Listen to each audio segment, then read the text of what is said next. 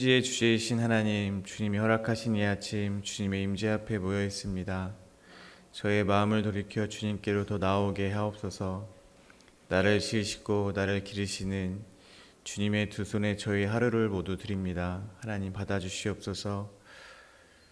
저희들의 생각이, 저희들의 계획이, 저희들의 소원이 모두 주님 앞에서 아무것도 아닌 것이 되게 하시고 주님의 뜻을 깨달아 알게 되는 새벽 기도의 시간이 되게 하옵소서. 이 시간 어제의 나를 자복하며 회개의 기도를 드립니다. 우리의 신앙을 돌아봅니다. 보이지 않는 것을 바라고 믿는 것이 신앙인데 날마다 보이는 것을 구하고 바라는 저희들의 믿음 없음을 용서하여 주시옵소서. 예수님의 이름으로 기도하오며 하늘에 계신 아버지, 오늘 제가 주님의 임재 안에서 살고 주님을 더욱더 기쁘시게 하기를 기도합니다. 주 예수님, 오늘 제가 저의 십자가를 지고 주님을 따르기를 기도합니다. 성령님, 오늘은 성령님이 저를 충만하게 채워주시고 성령의 열매, 사랑과 희락과 화평과 오래 참음과 자비와 양성과 충성과 온유와 절제가 제 삶 속에서 익어갈 수 있도록 해주시기를 기도합니다. 아멘. 오늘 전도 부흥 집회 마지막 날입니다. 마지막 날까지 하나님의 말씀에 큰 은혜 누리시기를 소망합니다.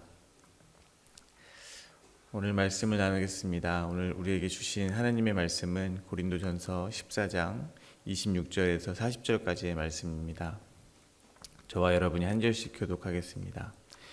그런즉 형제들아 어찌할까, 너희가 모일 때 각각 찬송시도 있으며 가르치는 말씀도 있으며 계시도 있으며 방언도 있으며 통역함도 있나니 모든 것을 덕을 세우기 위하여 하라.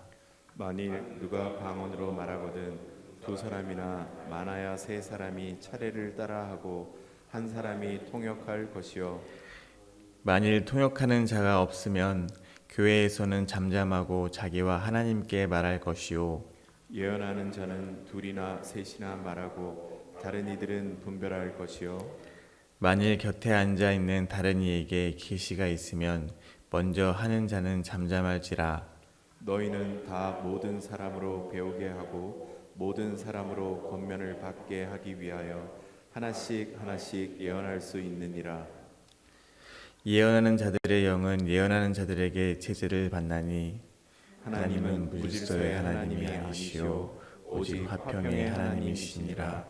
모든 성도가 교회에서 함과 같이 여자는 교회에서 잠잠하라. 그들에게는 말하는 것을 허락함이 없나니 율법에 이른 것 같이 오직 복종할 것이요, 만일 무엇을 배우려거든 집에서 자기 남편에게 물을 지니 여자가 교회에서 말하는 것은 부끄러운 것이라.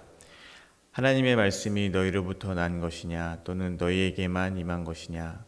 만일 누구든지 자기를 선지자나 혹은 신령한 자로 생각하거든 내가 너희에게 편지하는 이 글이 주의 명령인 줄 알라.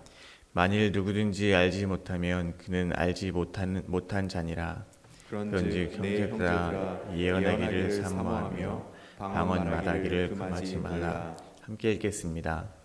모든 것을 품위 있게 하고 질서 있게 하라. 아멘. 사도 바울께서는 고린도 교회에서 일어나고 있는 여러 가지 문제들 중 하나님의 교회를 세워나가기 위해 사용되어야 할 은사가 무분별하게 사용되고 자기를 드러내는 수단이 되어서 무질서해진 질서를 바로 세우기를 권면하시며 오늘 본문의 말씀을 이어가고 계십니다. 오늘 본문은 세 문맥으로 나누어 묵상하도록 하겠습니다. 첫 번째 문맥입니다. 26절부터 32절까지입니다. 교회 안에서의 방언과 예언의 은사를 행할 때의 질서에 대해서 말씀하고 계십니다. 두 번째 문맥입니다. 33절부터 36절까지입니다. 교회 안에서 여자는 잠잠할 것에 대한 사도 바울의 권면입니다. 세 번째 문맥입니다. 37절부터 40절입니다. 오늘 본문의 결론을 말씀하고 계십니다. 첫 번째 문맥입니다. 먼저 26절입니다. 그런즉 형제들아 어찌할까 너희가 모일 때 각각 찬송시도 있으며 가르치는 말씀도 있으며 계시도 있으며 방언도 있으며 통역도 있나니 모든 것을 덕을 세우기 위하여 하라.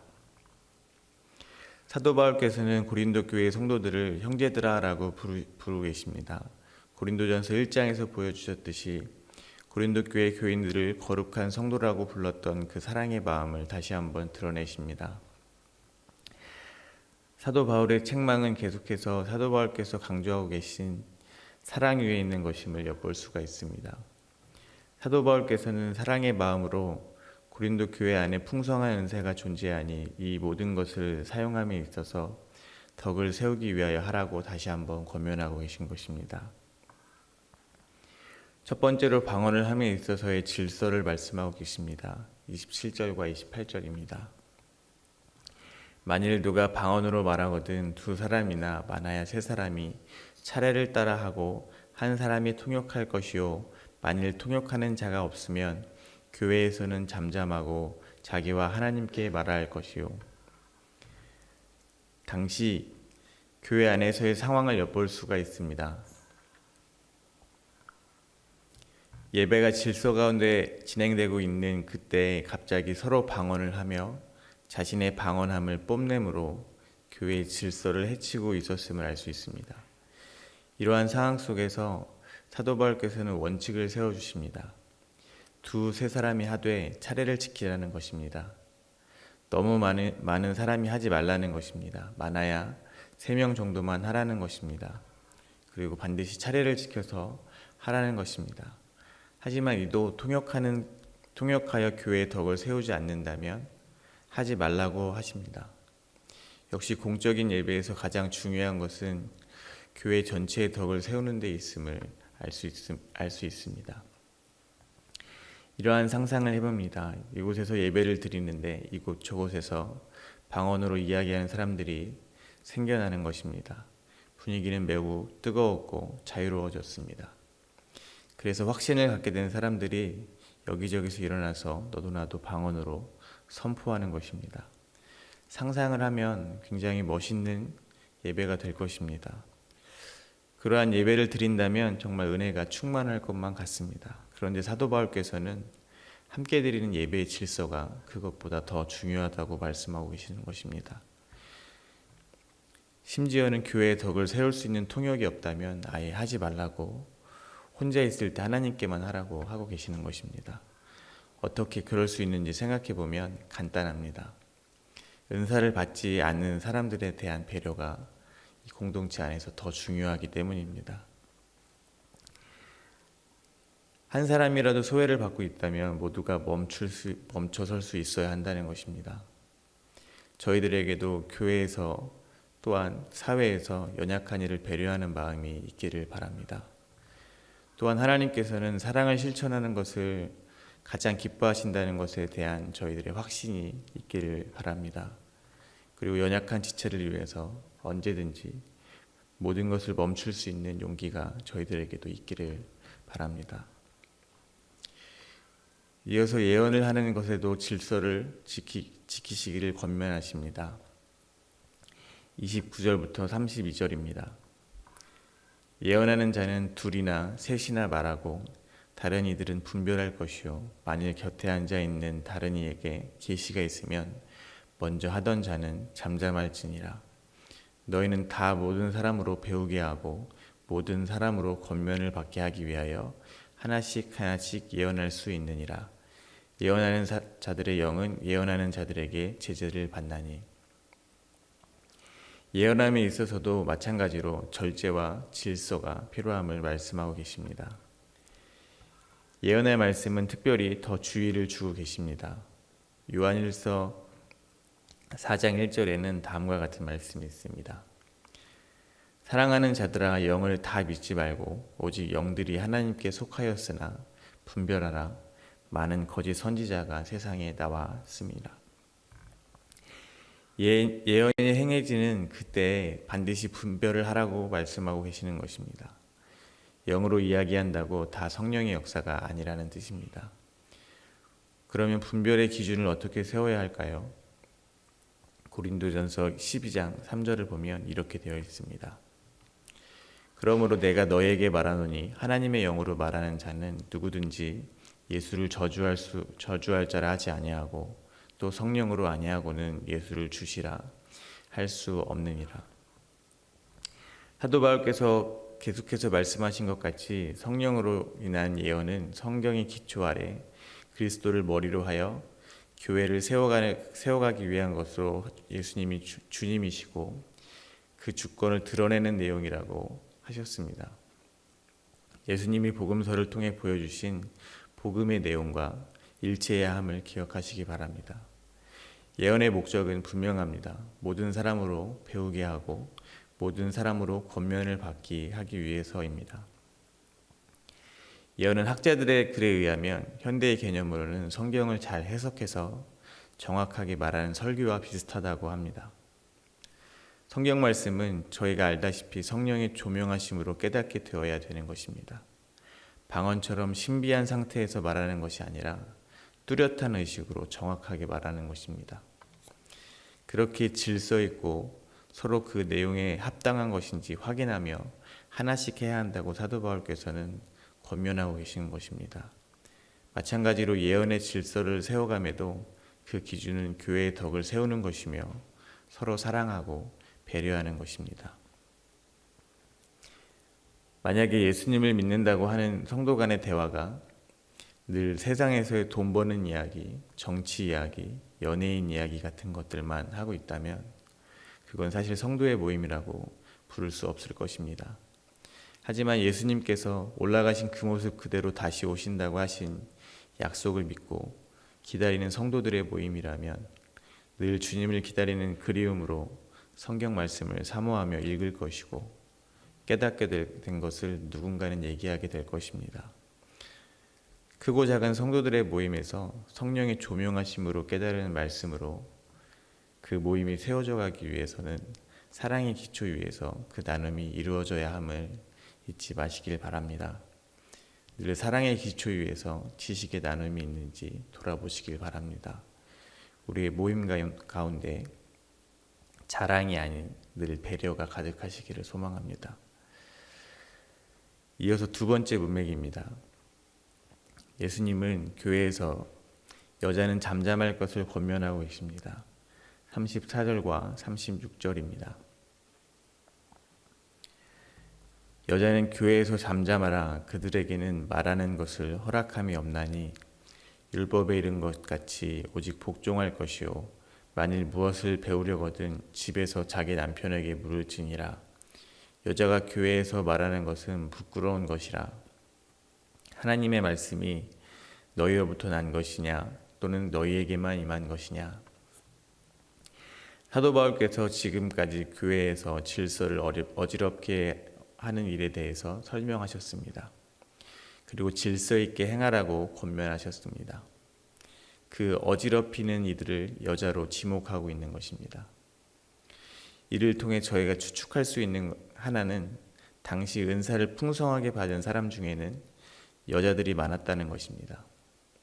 질서를 어지럽히는 데 사용된 것이 바로 은사였기 때문입니다. 당시 고린도의 시대 상황에는 여자들의 인권은 지금과는 비교할 수 없이 좋지 않았을 것입니다. 그런데 사도 바울께서 고린도 지방에 오셔서 복음을 전한 것입니다. 사도 바울께서 전하신 복음은 어떤 면에서 그 당시 사회 통념에 볼 때는 개혁적인 성격이 있었습니다. 갈라디아서 3장 18절입니다.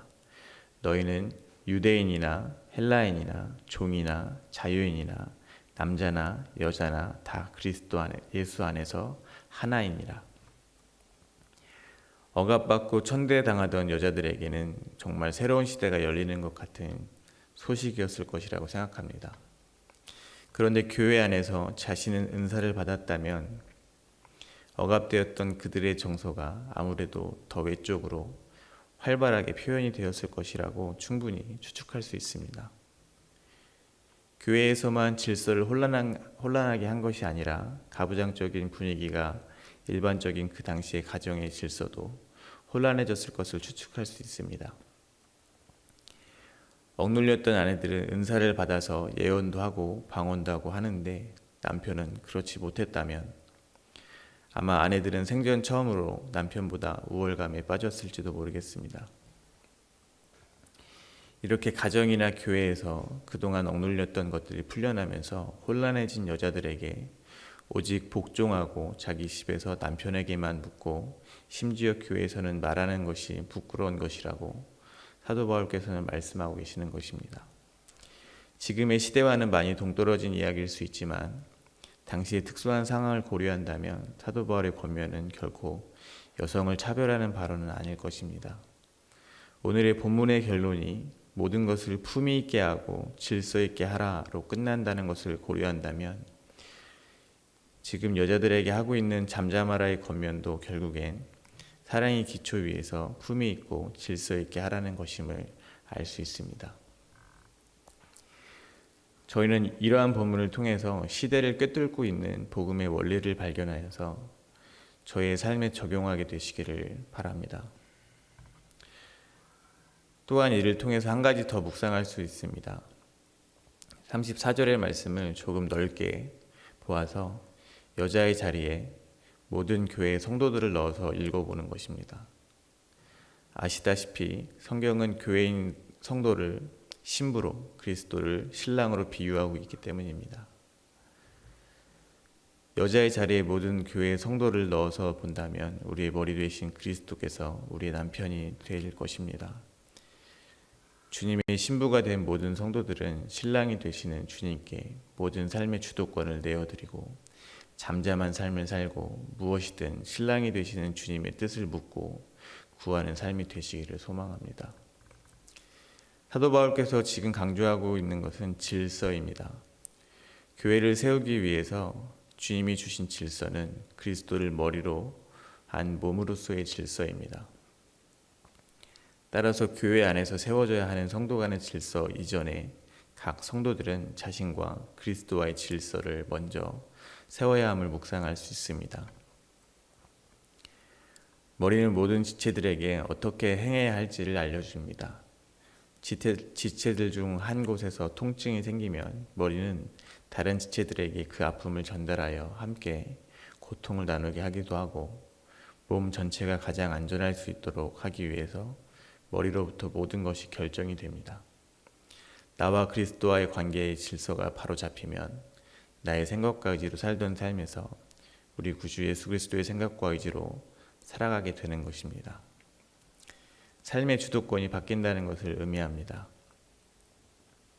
성도는 그렇게 자신의 주권이 아닌 예수 그리스도의 주권을 인정해야지만 교회 안에서 성도들과의 질서도 지킬 수가 있습니다.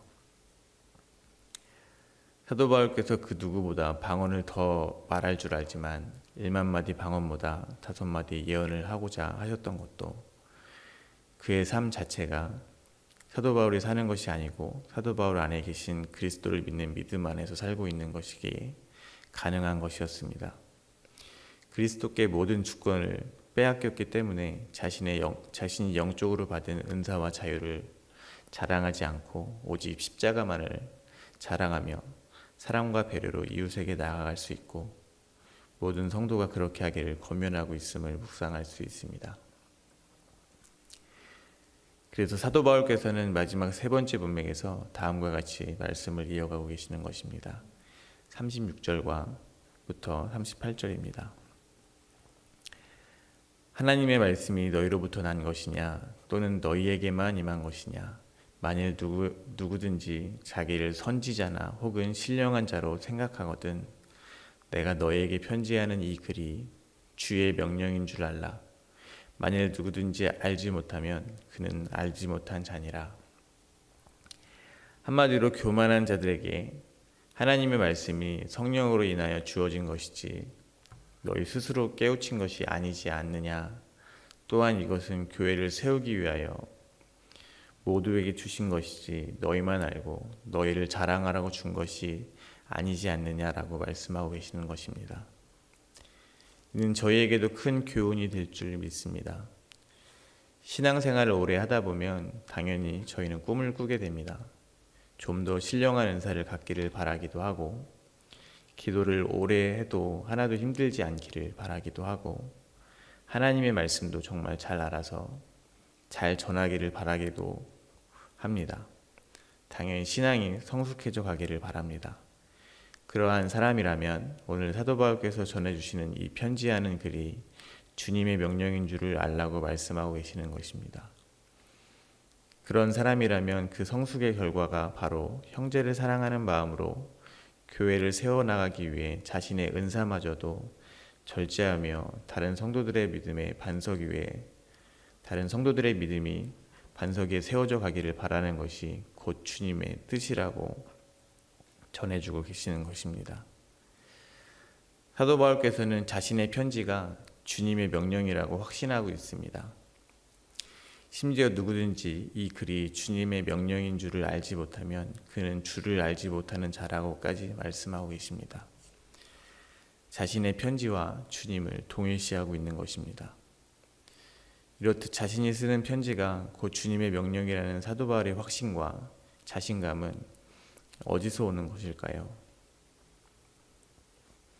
사도 바울께서 하신 말씀의 비유를 빗대면 사도 바울 자신의 머리는 자기가 아니고 그리스도 예수인 것입니다. 그리고 그 동일한 머리로 그리스도를 머리로 한 교회는 자기 자신과 다른 이야기를 할 수 없다는 말씀을 하고 계시는 것입니다.